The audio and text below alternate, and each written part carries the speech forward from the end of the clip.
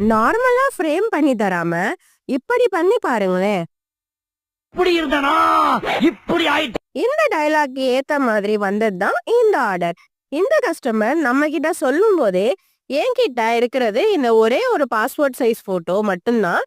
அதை எனக்கு என்லார்ஜ் பண்ணி அழகா ரெசின்ல பண்ணித்தாங்க. இத பத்தின ஐடியா எனக்கு சுத்தமா இல்ல.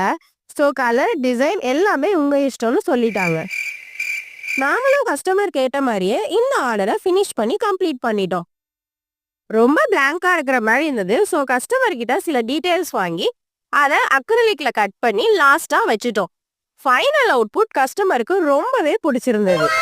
கஸ்டமர் வேற லெவல் ஹாப்பி ஆயிட்டாங்க.